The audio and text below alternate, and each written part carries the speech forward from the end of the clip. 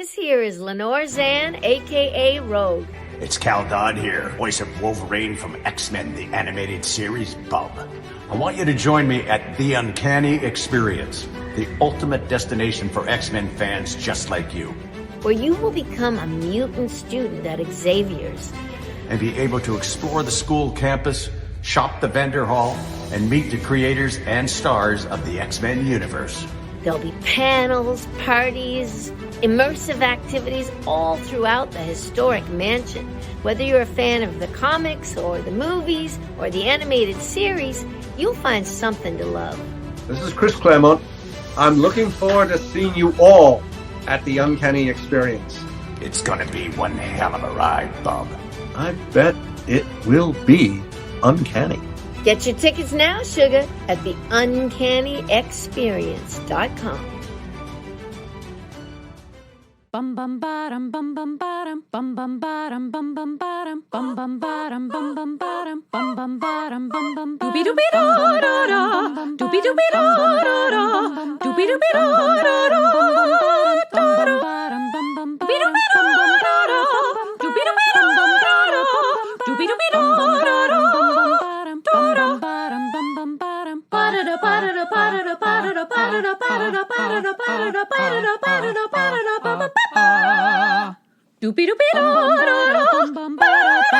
You are now in session with the Comic Book Couples Counseling Podcast. I'm Lisa Gullickson. I'm Brad Gullickson. And each month we evaluate a different iconic romance within the four-color realm.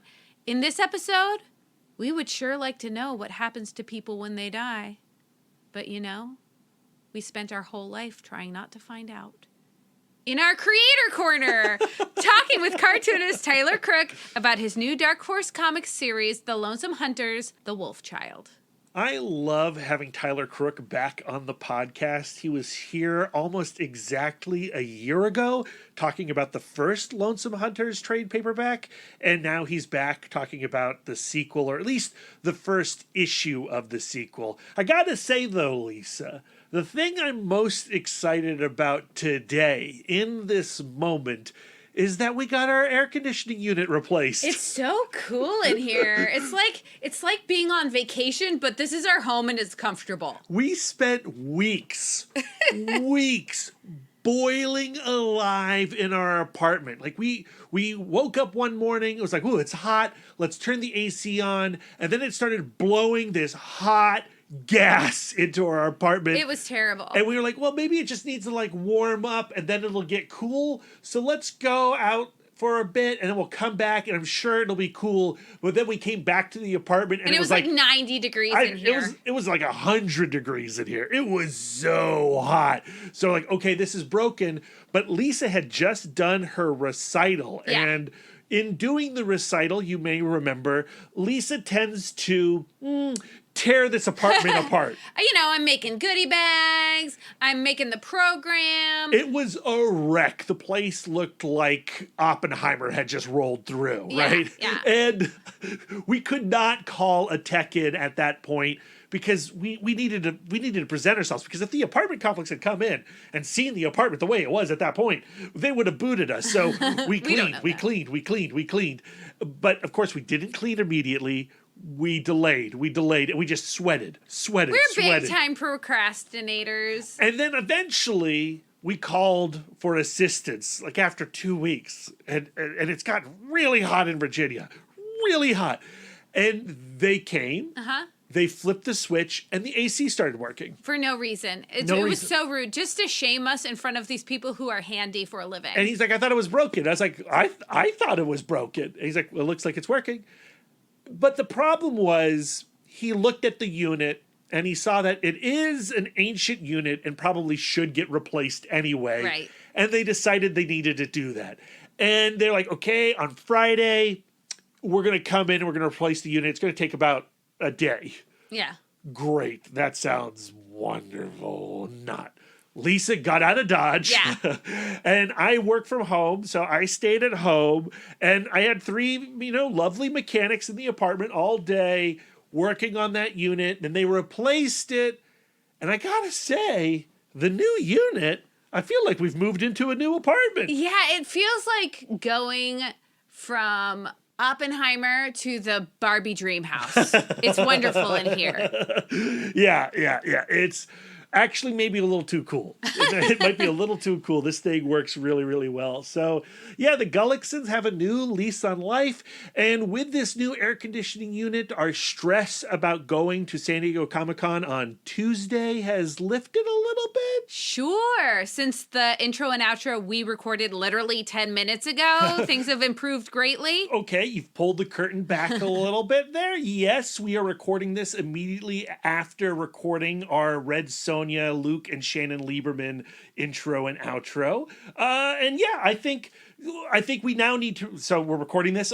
We're recording this Sunday night. We're projecting into the future of That's Thursday, right. And I think today, which is Thursday, we're feeling a lot better than we did on Sunday. Let's do some manifestation. Yeah, All of our laundry is done. it's all done. My haircut's completed. You're looking spiffy. I've gotten my brows done. They're on fleek, right? Yes. Have a call back to 2017. Also, we have written out our schedule. Yes. And in a notebook, perhaps? Yes, and we've recorded 3 other interviews that are going to drop next week during Comic-Con. And they went swimmingly. They went great. And you guys are loving this content, and you're leaving us a gift of 5 stars on Apple Podcasts. And also, you subscribe to our new Patreon That's feed right. because you loved the heck out of our Daniel Warren Johnson conversation about the Nom number 9, which is a Patreon exclusive for just $1. That's right. The future looks great. Thursday's wonderful. Yeah, I can't wait to be me Thursday. Yeah, and you Thursday picked up the new issue of the Lonesome Hunters, The Wolf Child, Yes, I on have. Wednesday. I did, because I want a physical copy, because Tyler Crook's comics are gorgeous. They are, and they're also a singular expression. Tyler Crook is a true cartoonist. He's one of the few creators out there doing the whole package. The script is Tyler Crook's. The art is Tyler Crook's. The colors are Tyler Crook's. The lettering are Tyler Crook's. It's incredible. Like, this is Tyler Crook on a plate, as they say in Hell's Kitchen. That's right. Allow me to translate for those of you who have not been mainlining episodes of Hell's Kitchen and MasterChef. Me on a plate on these shows means the highest form of expression that a chef can make artistically, right? So by consuming their work, you understand the individual better. And that is what Tyler Crook is giving us. Through this piece of fiction, he is opening a window to his heart so that we can understand him better and therefore understand ourselves better. The first trade paperback, which was only 4 issues, but a hearty 4 issues, was a great introduction to the world that Tyler Crook is building. And then with The Wolf Child, and Lisa and I have had the privilege to read the entirety of The Wolf Child, although we won't spoil anything beyond the first issue. And we really don't even spoil the first issue in this conversation with Tyler either. But The Wolf Child opens up that universe and shows you that Tyler Crook is going places. There is more to The Wolf. Like, he is building a universe. And we're going to need more Lonesome Hunters trade paperbacks after The Wolf Child, after whatever comes after The Wolf Child. Like, this is a saga. He is a writer who asks the big questions. He's talking about the mysteries of the universe, which is always what I want to talk about. And like you said, it's a deeply personal story. Mm-hmm. And Tyler Crook was very generous with us the last time we talked to him. We explored a lot of things about him and his life experience and how it informed the Lonesome Hunters. And we continue to do that with this conversation. And we're just so grateful that Tyler Crook is willing to go there with us. I pre-gamed this interview by listening to our first interview with Tyler Crook. I highly recommend doing the same because we as interviewers were not trying to retread ground. And also the things he talked about in the last interview were intensely personal. And, when it comes to personal things, sometimes you're in the mood to talk about them and sometimes you're not. It turns out he was willing to talk about it, and it does come up again. But I just want to point out the 2 big highlights is he is an ex-Mormon, And he did lose his sister suddenly. And I feel like those are two experiences that are woven into the landscape that is Lonesome Hunters. And we do have links in the show notes to the last episode. Go ahead and click on that and give that a listen for sure. But if you do need a plot synopsis, I'm going to just go ahead and read the one that's on the Dark Horse Comics website about the Lonesome Hunters, the Wolf Child #1.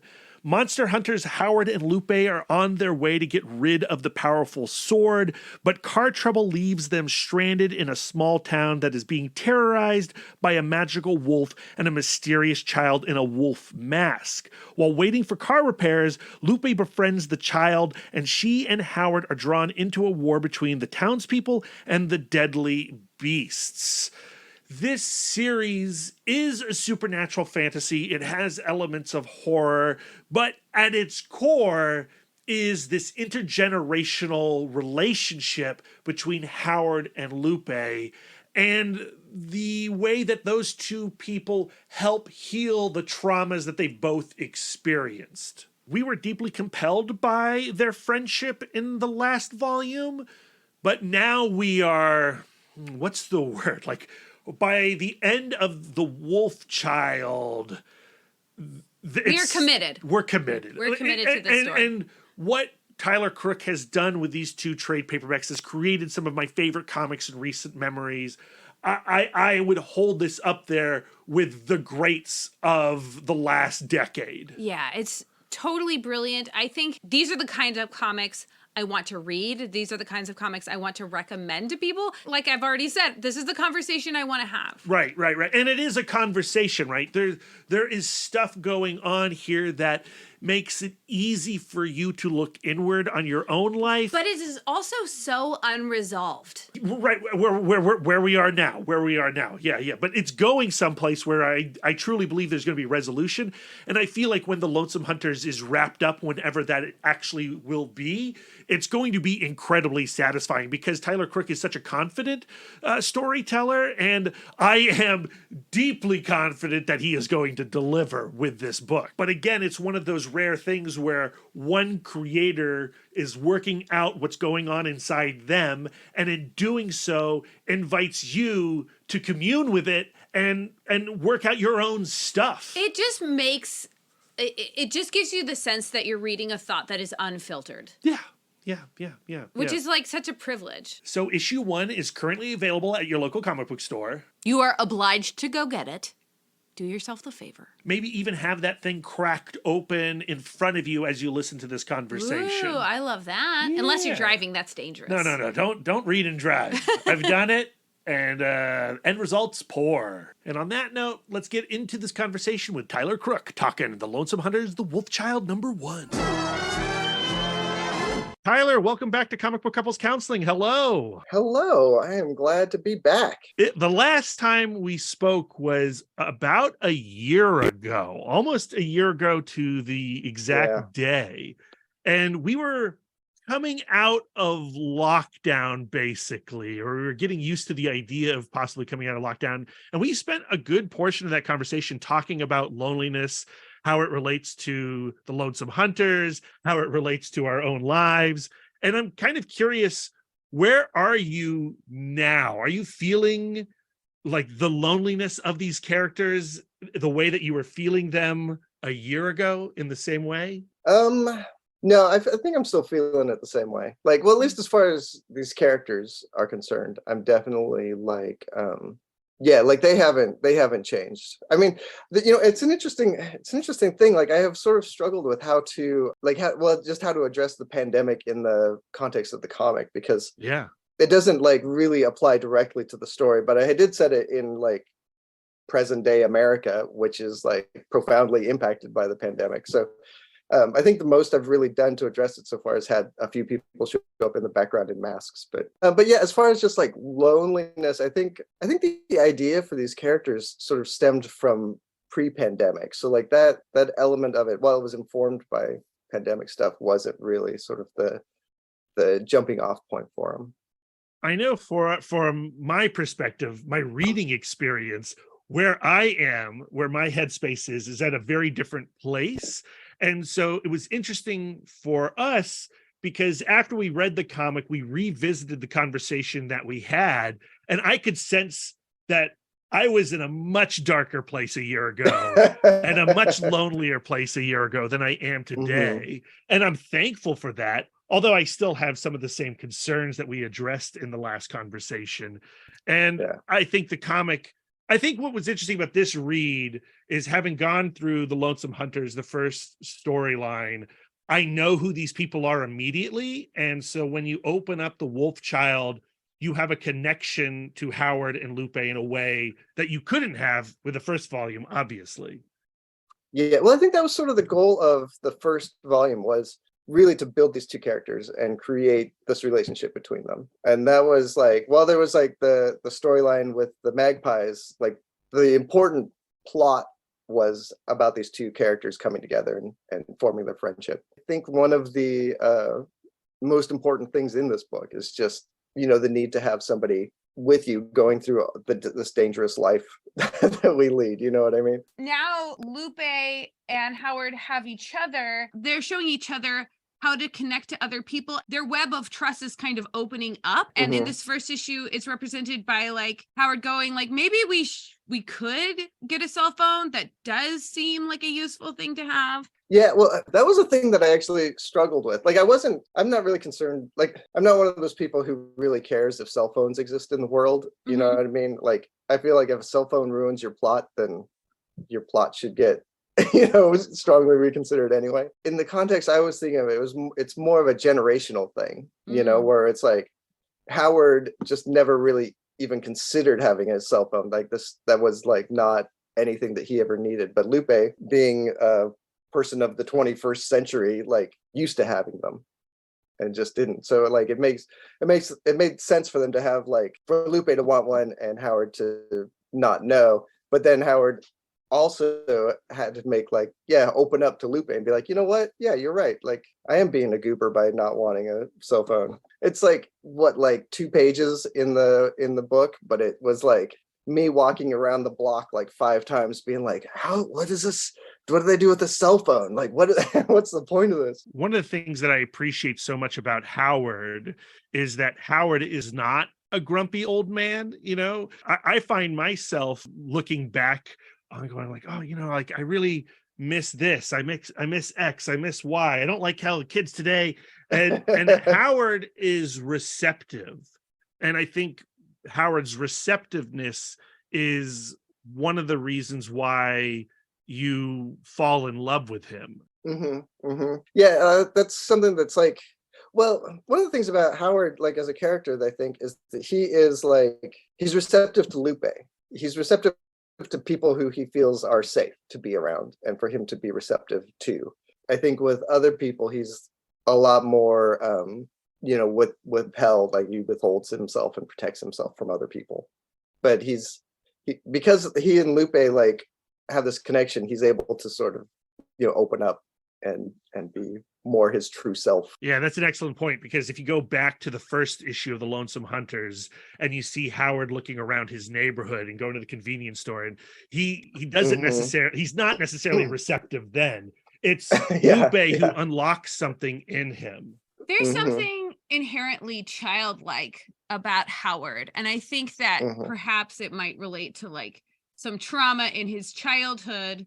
But like the interaction between Howard and Lupe are very much like peers. We find out there's a lot of people who hate Howard. His family hates Howard. The church hates Howard. Tina has something against Howard. Like a lot of people hate Howard. Yeah, well, in Howard, like the childlike thing about Howard is, and we talked about this a little bit last time, how my feeling is that you become an adult in the day you realize that like you'll never feel like an adult. And like Howard is really, because of his like early trauma, he's really sort of like locked into, like, huge parts of his life are locked down from when he was a kid. And so he's still sort of experiencing the world from that moment of trauma in a lot of ways. And so I try really hard to make that come across in him. And like there's things like there's conversations that he and Lupe have in this first issue where he sort of opens up to ideas about his childhood that he had never considered before. And it's just because he's been so protective of himself and so locked off from so much of the world that he's just never been exposed to different ways of thinking about his past, That's one of the exciting things about the last issue of the Lonesome Hunters, the first volume, is that they encountered the Queen. They take care of the Queen. And the book actually climaxes with Lupe and Howard having a genuine conversation about all the emotional agony that they're going through. Like Lupe unloads on Howard. Howard receives it, and in receiving it, he then is able to unload all the stuff that's been bubbling up in him for the last God knows how many decades. Yeah. Well, yeah, I imagine that Howard hasn't had like a whole lot of sort of like open emotional conversations with anybody, and when somebody does that to him, he's like, oh wait, we're allowed to do this a little bit, like we're allowed to actually talk about these things. And I think that's part of why he's like, because like Howard, the adventure that Howard is going to go on with the sword, he should rationally not bring Lupe with him. Like that's like a bad decision. But I think he finds so much value personally in her presence that he can't quite bring himself to not bring her along. The end of the first issue or the first volume, he talks about, he's like, you have to drive because I don't know how to drive. And he could take a bus. He could, get a taxi or whatever. He could find some way to do this without her. But yeah, he sort of needs her, I think, to be able to navigate this world. The way you end the Lonesome Hunters Volume 1 allows you to then, in the first issue, as Lisa pointed out, bring in all these other voices, all these other characters who have skin in the game and are not necessarily excited to partner up with Howard. They want to take Howard out. In the first volume, like by introducing all these antagonistic forces, some that are related directly to the mythology that you're building off of from Volume 1, other forces from the outside, more everyday encounters with evil. Well, the first volume was, like I said before, the first volume was definitely about building the relationship between Howard and Lupe and showing like why these two people are together.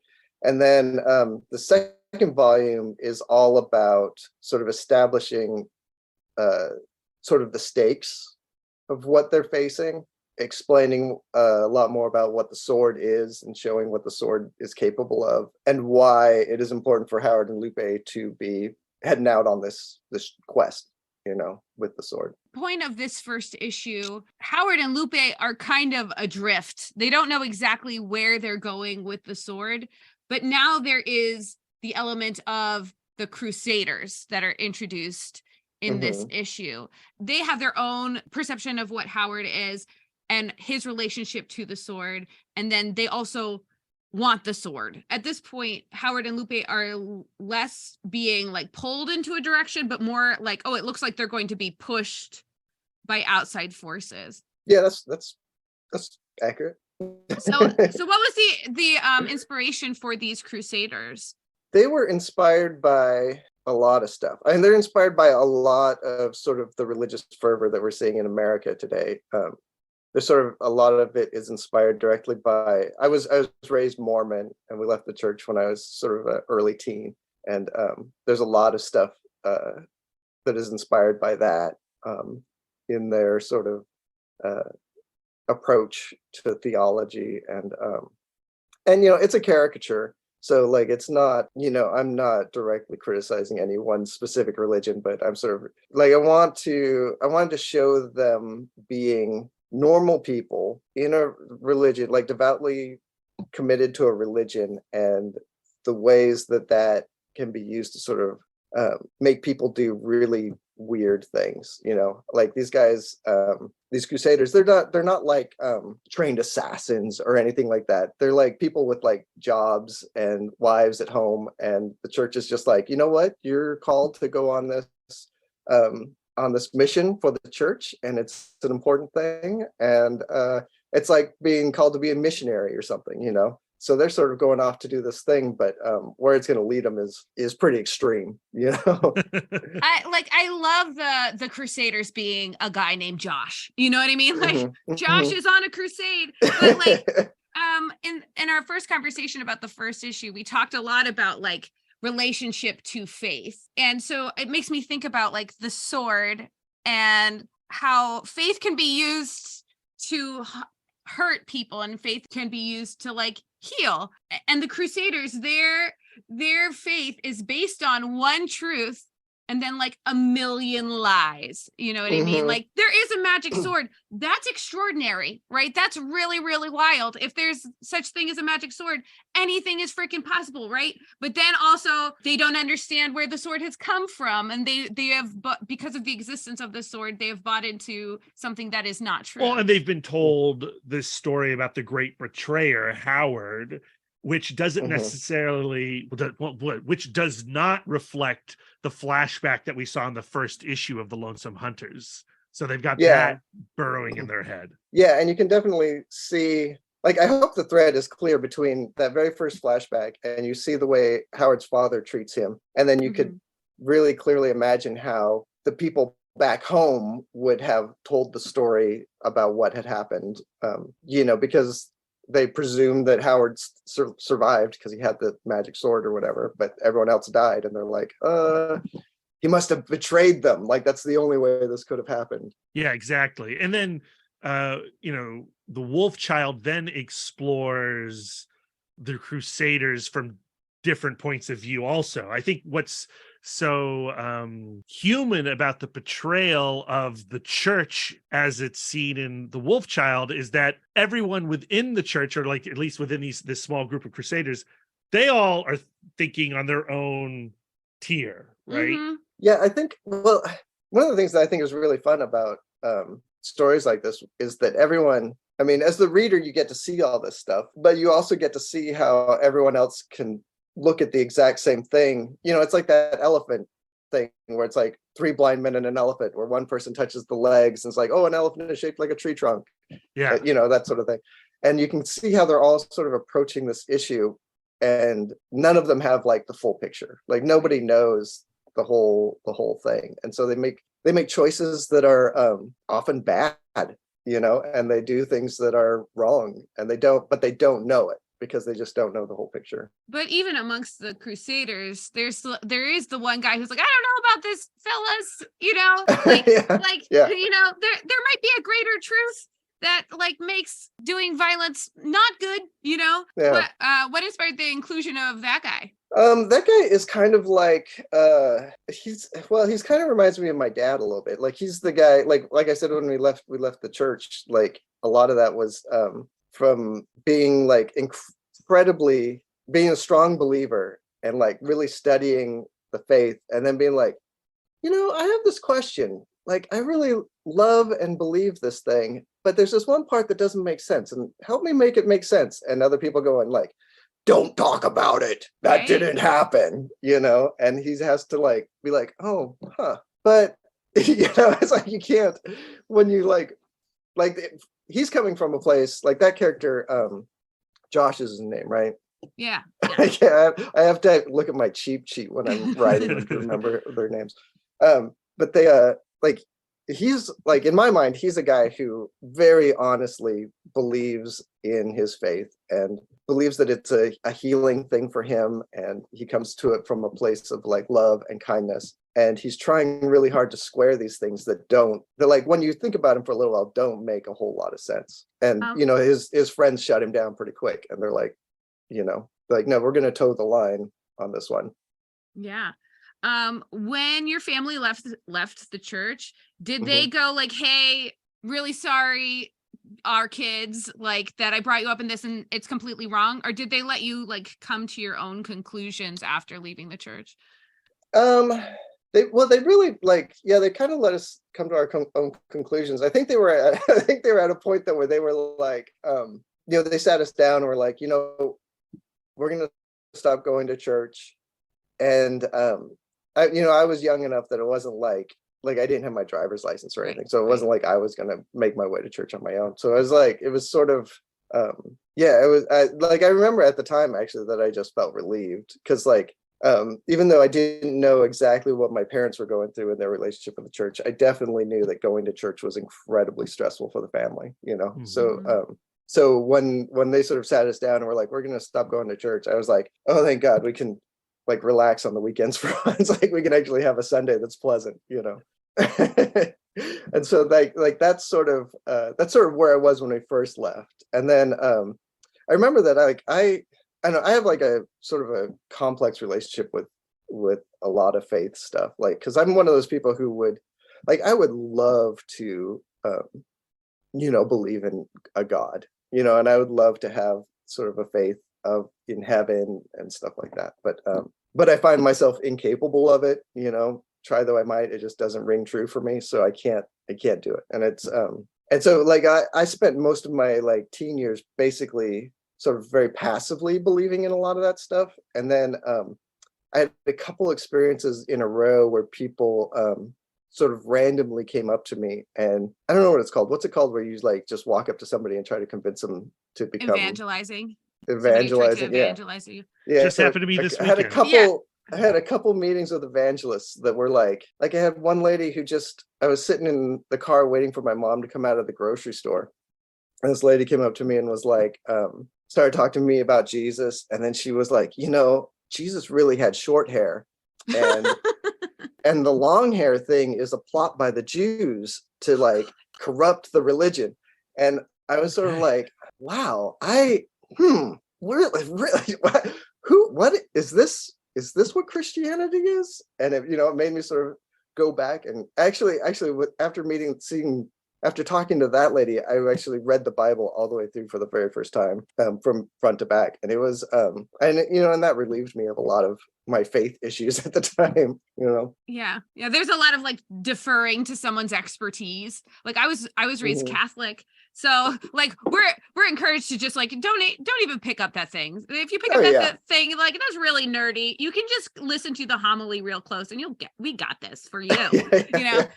But like it's interesting to read this book watching Howard watch Lupe create her relationship with the sword. Yeah. Because Howard is like, oh no, I've touched that thing.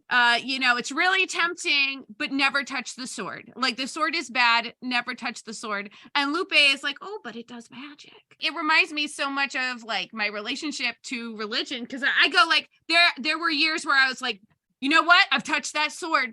I've touched that sword, and it made me feel awful. And I'm going to judge anybody else who touches the sword. You know what I mean? Like, you know, just don't touch that sword. I feel like that's not the whole story for Lupe.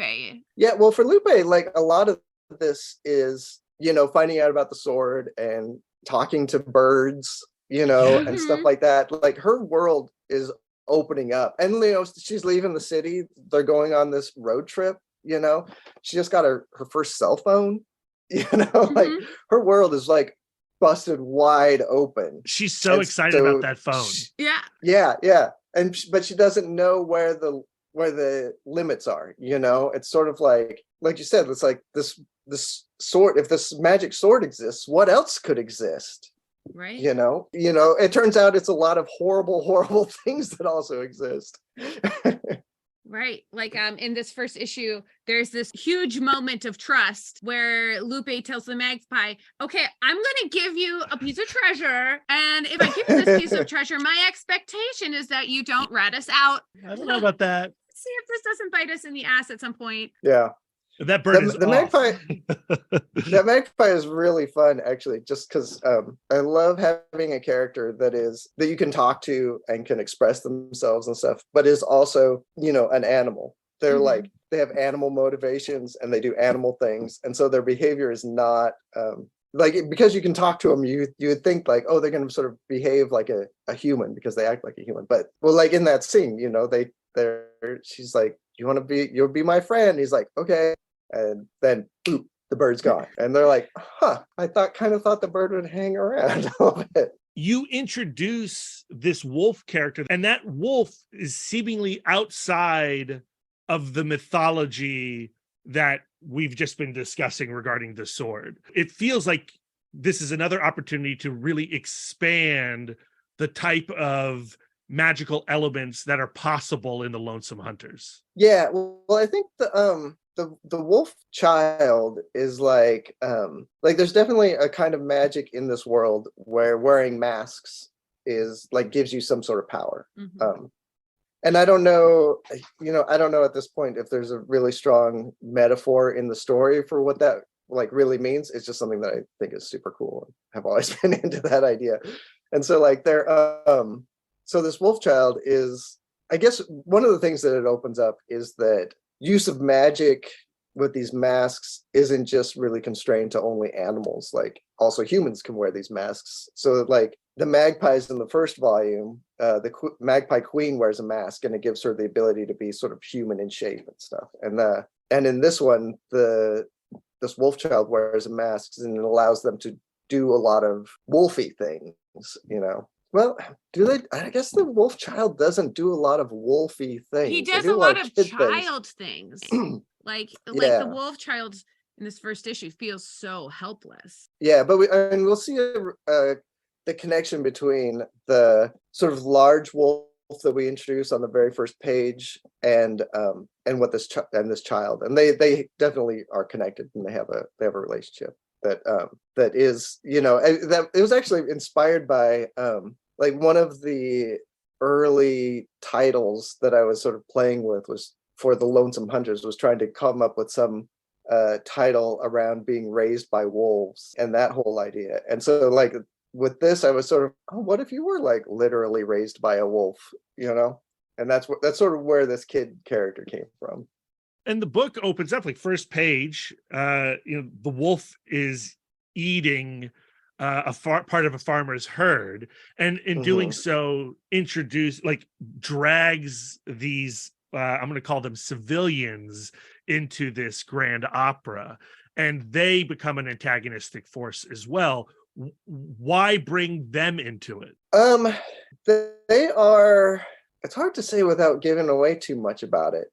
They're sort of like as the world opens up in this story and as the stakes increase, it's going to pull in normies. It's like, it's not a thing that Howard was actually like very smart to keep the sword hidden for so long, because as it comes out and as it becomes used, it's like more and more forces want to get their hands on it, and it's gonna draw in civilians and it's gonna draw in normies, and there's gonna be consequences for that. And that's sort of where those guys are coming in. I have a lot of empathy for the normies, for these farmers, because it is their livelihood. We come from farm families. Yeah.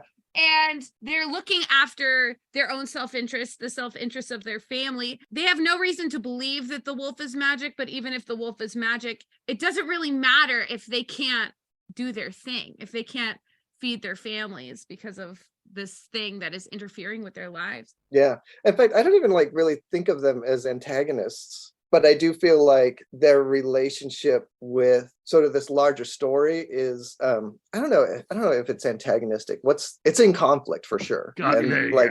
What they want and need doesn't it's going to conflict with what this wolf wants and needs. And, it's like, again, it's one of those things where they're the blind people touching an elephant, and they're like, we really think we know what this thing is, but it's not what they think it is, Yeah, but they know whatever it is, it's shitting on them. Yeah, they can't afford to lose all these friggin' cows, man. Like another element that's overlaid with the opening of The Wolf is Lupe's narration about like wondering what happens when you die. And we know that Lupe has a very close relationship to death because she lost her mom and she lost her dad. And the Wolf Child's opening narration, Lupe's internal monologue, is like a direct continuation of the conversation that was happening at the end of the Lonesome Hunters Volume 1. Right. And that question of what happens when you die also opens up that question of like, what is our greater connection to the universe? If the universe can just zap us out of existence, we live our lives and we are our whole world, and then we die and our whole world is gone, you know. Just a thought. Yeah, and that's definitely one of the biggest themes in this. I mean, one of like, because the sort of the source of Lupe's loneliness is that the people around her that loved her and protected her died. And there's just like, well, I don't want to, because she comes to a little bit, she expresses some conclusions by the end of this story arc, but yeah, and it's just so, yeah, I don't want to get that. I want the reader to be able to do that. But I think that yeah, it's a struggle, and she's struggling with it. And I don't know if it's one of those struggles that anyone will ever, that you ever come to the end of, you know. When we last spoke, we talked about, you know, we expressed our desire for the Lonesome Hunters saga. And now that we are getting volume 2, it really does feel like there is a saga here.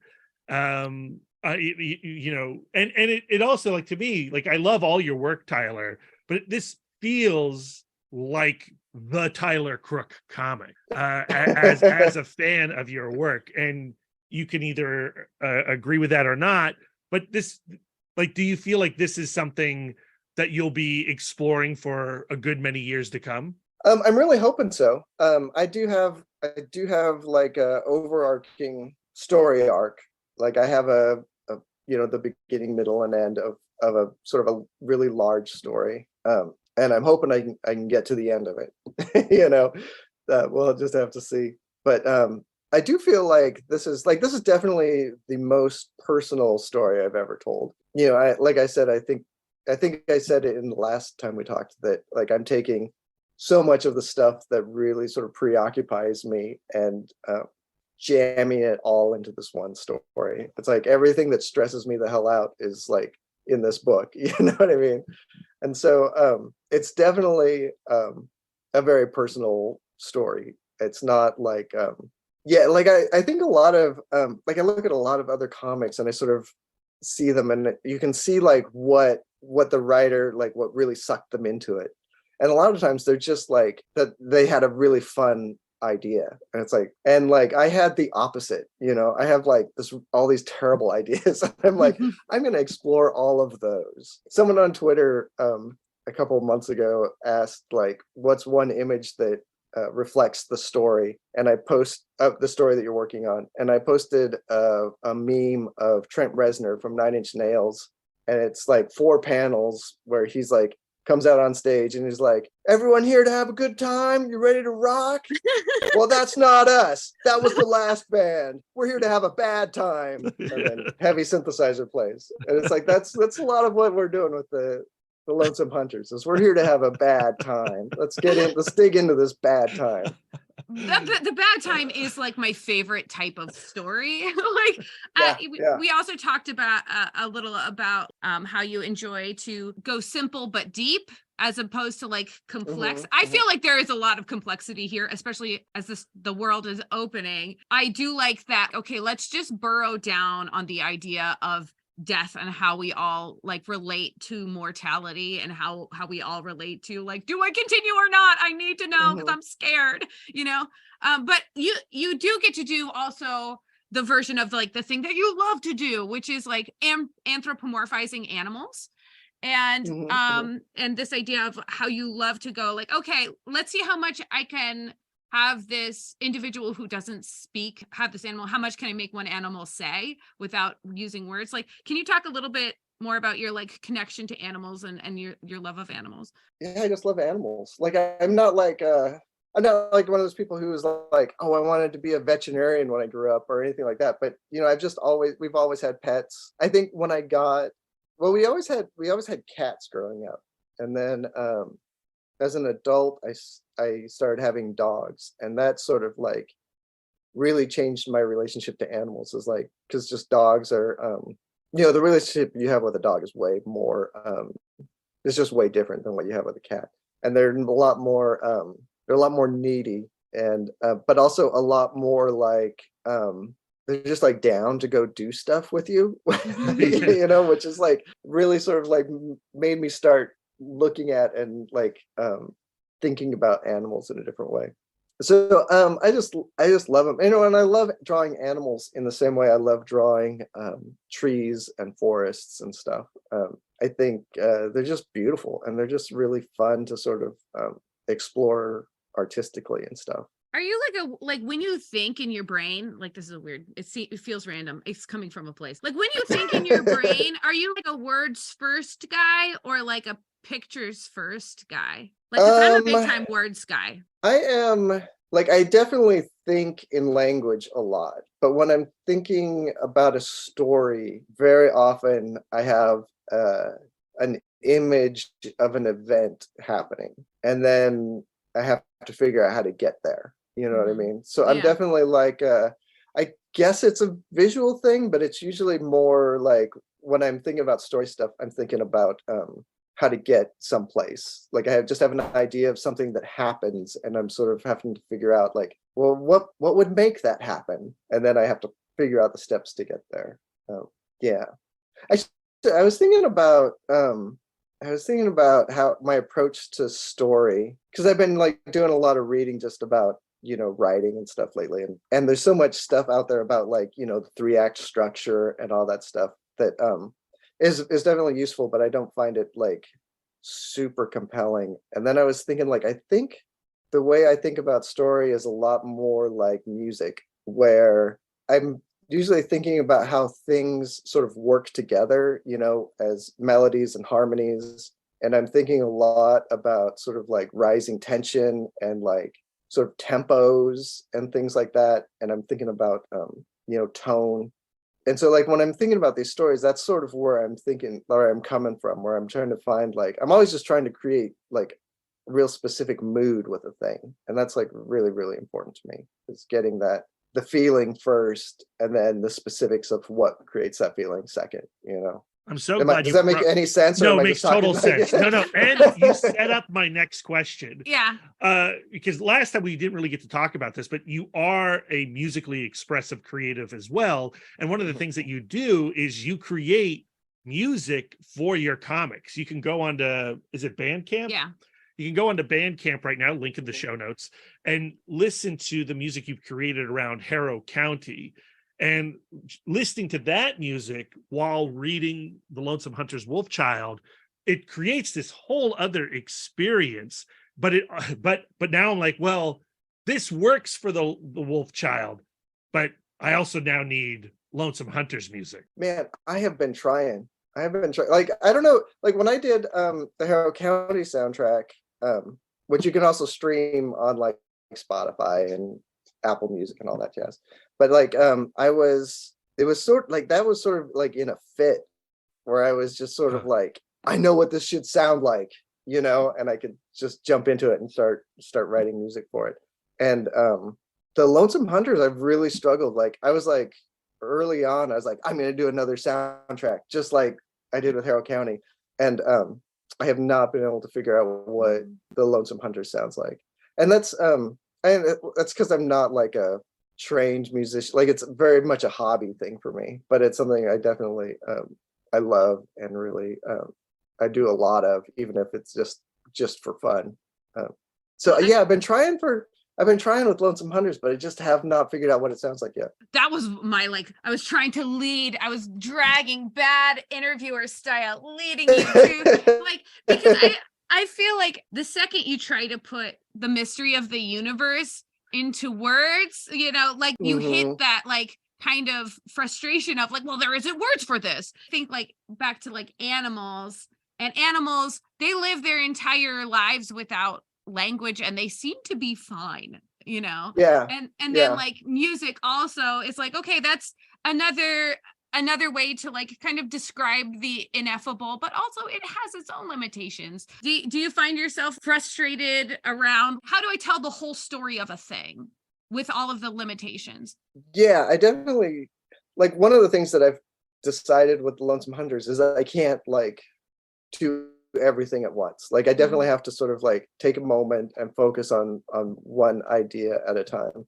But yeah, like there's a lot of trying trying to think of how to answer that question because it's kind of a big one.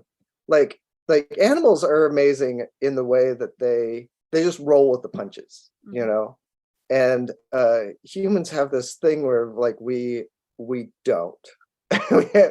We get ideas in our head and we want things to be a certain way, and then when they aren't that way, it breaks our brains, and it's really hard to deal with that. And it's like I guess that's one of the things that I'm trying to get in the Lonesome Hunters is like the way these animals approach the world is different from the way humans approach the world. And but all these like the way we approach like questions of the universe, like I don't know if this applies direct like one-to-one, but like there's a great quote from Jack Kirby that I think about all the time, and I'm paraphrasing, but he said something about if he meets God, he's going to tell him that like the questions were great. God, I wish I could find I should look up the whole quote, but stuff down here was weird, but the questions were great. And it's like, I always that's the thing I want to sort of manifest in my own approach to these things. Cause so often the questions make me like want to curl up in my bed and just like weep.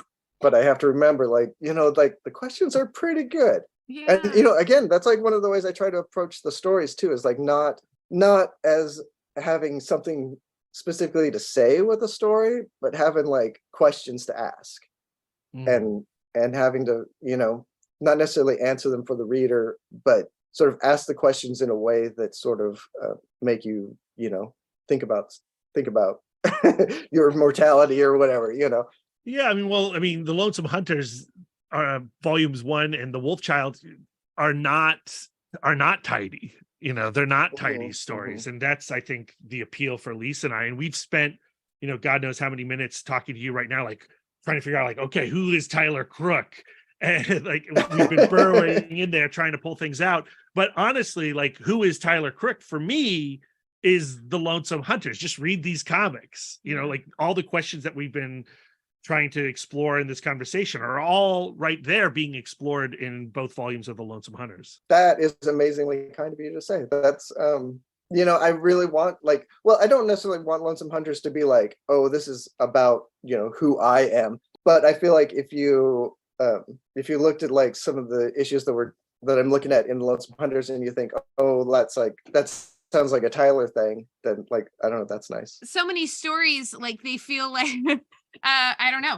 Is this going to come out sounding like a compliment? Like a lot of stories come from this place of like authority, where they go like, there is a mystery here, and I know exactly what it is, and I'm withholding. And like, and reading Lonesome Hunters, like I know that plot points you are withholding because you are telling a story, but like in terms of like the answers to the mystery as of the universe, you're coming from a place of like not knowing, and it is beautiful. Well, thank you. Yeah, no, I definitely feel like, especially with the mysteries of the universe, the people who come from a place of knowing are almost always liars. They're using the sword wrong. Yeah. They're just making up stuff, you know, and saying it with authority. So Lonesome Hunters Volume 1 is now out in trade paperback. Everyone can go pick it up immediately and start reading. As they should. The Wolf Child first issue comes out July 12th. This is definitely the stuff of comic book couples counseling. It's what we love. The characters, the relationships, the questions, if not the answers that we look for, are all right there in the Lonesome Hunters, the Wolf Child issue 1. Tyler, thank you so much for coming back on to discuss Lupe and Howard. I would love for you to come back on if we get any more Tyler Crook comics too. Yay! You know, it's profoundly good to be here, and I listen to your podcast on the regular. I really enjoy it, and yeah, it's always fun to be here. Thank you, Tyler. Our expectation is always that no one listens. That was very flattering. I made a very surprised face. I am shocked. You know, I honestly think it's almost always better to make stuff with the assumption that no one's going to be there, because then when people are there, we're doing great at then. Yeah, it feels really good that way. Tyler, for folks that want to continue this conversation with you, besides picking up your comics, is there a place online that you like to hang out now? I know you've pulled back from Twitter, and we can good reason. I basically stopped using Twitter. I'm on Instagram as I got to look it up. Mr. Tyler Crook. spelled out Mister, Tyler Crook. And then I'm on Mastodon, and you know what? I've been doing a YouTube live stream every Friday at 7 p.m. Eastern, or 7 p.m. Pacific rather. So if anyone wants to hang out with me, I'm doing drawings and talking about art and art materials and stuff. And it's really it's really fun. Well, Tyler, thanks again for hanging out. My pleasure. Thanks again, guys. Yay! And there you have it. Once again, thank you to Tyler Crook and the Lonesome Hunters, the Wolf Child #1. As you should know, because it's in front of you as you're listening to this episode, is out now from Dark Horse Comics. Pick it up if you haven't, but you already have because you're using it to listen to this conversation as we previously discussed. What a great afternoon you've had. We've all had together on Thursday, which is today, and not the past. Or the future. Well, it might be the past. Ah, yes, the big questions. What is time?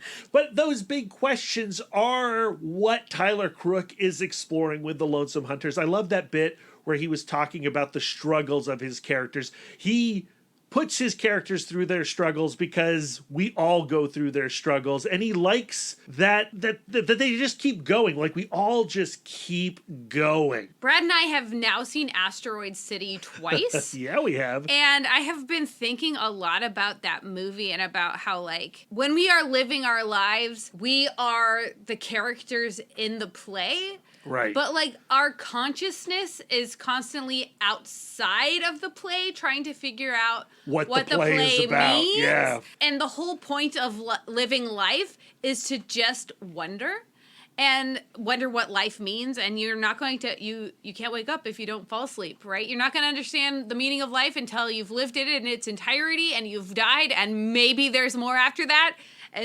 And maybe there's not, or probably there's not, but there's a lot of room in probably. I like the feeling of trying to unscrew the jar of the meaning of life. And I can't imagine when the lid of that jar pops off and you get that satisfying snapping sound. Is what's in that jar, could it possibly be as fun or interesting as wondering if you can get the jar open in the first place? You just reminded me of Star Trek Generations. Oh, wow. The first outing of the Next Generation cast cinematically, where Captain Kirk got involved in the shenanigans. And when Captain Kirk, spoilers for Generations, everybody, but when Captain Kirk dies, his last words are, "Oh my."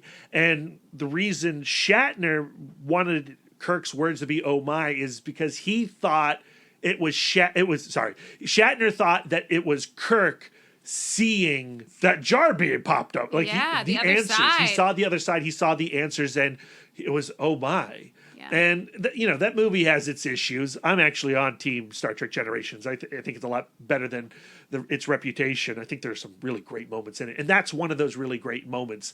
Even if the way that Shatner's Kirk goes out is maybe not the most satisfying, but the "oh my" is super satisfying, and Shatner's reasoning behind it is too. I'm so grateful to Tyler Crook for the metaphor of the sword.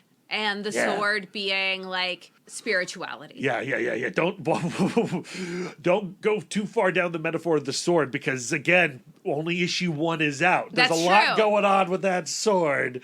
So you're going to want to make sure that you're subscribed at your comic book store to the Lonesome Hunters, the Wolf Child, because revelations are ahead. Do you know what I want for myself? I want to see a Tyler Crook page from Lonesome Hunters in person. Yeah, I mean, you can see them on his Instagram feed, like his socials. That's not the same, it's Brad. Not the same thing. I agree.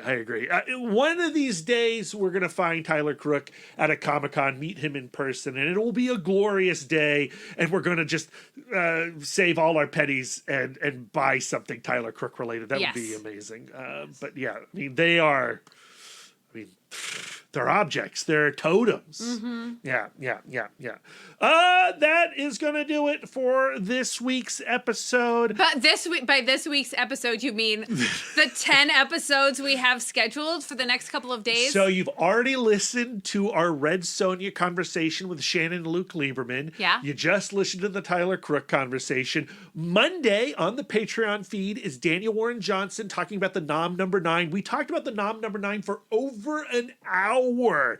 It is one of my favorite conversations that we've had about a single issue comic It is book. nitty, it is gritty. Very, very nitty gritty. And Daniel Warren Johnson brings so much to that conversation, stuff that we just are not capable of bringing to that conversation. So it really changes up the dynamic of the types of chats that you get at Comic Book Couples Counseling. And then on Tuesday, we will have our final Mark and Eve Invincible counseling session. Lisa has read all of Invincible I literally now. have, like, in the present moment, that is Sunday before the Thursday we're talking about. And Lisa is changed. I am. I'm a different person now. And then on Wednesday, we will have a Creator Corner conversation to kick off Comic-Con, which starts on Wednesday with preview night. And then every day of Comic-Con, we're going to have a creator conversation. Some of them have already been recorded. Some of them have not been recorded. But we are confident that they will be recorded. So over the course of Comic-Con, you are going to get 5 episodes. 5 episodes plus the Invincible episode plus the Daniel Warren Johnson episode. That's 7 episodes in 1 week. We are bringing Comic-Con to you. I'm overwhelmed. Lisa is overwhelmed. We had a long day, a long discussion about how overwhelmed we are both feeling, but we can get it all done. We can get it all done. We can get believe in haircuts. us. We can do our laundry. We can pack, and we're going to do it all in this beautifully crisp, clean, and air-conditioned apartment, Lisa. Yeah. And we're going to go see Mission Impossible: Dead Reckoning Part 1 at some point too. Yeah. At Uverhazy. Yeah, the Air and Space Museum. The best IMAX in the country, in my opinion, because I've gone to all of them. No, I haven't. And yeah, okay. That's it, Lisa. Until next time. No. We What? got socials and all that stuff. Oh, yeah, let's do that. We got to do the 5 love languages. Where can our listeners send their words of affirmation to you? You can find me on several social media feeds. Not all of them now, because there are many. At Mouthdork. If you have words of affirmation for our logo, you can send them to Aaron Prescott at A Cool Hand Fluke. And if you have some words of affirmation for our radical banner art and show poster, send them to Karen Charm at Karen_X-Men fan.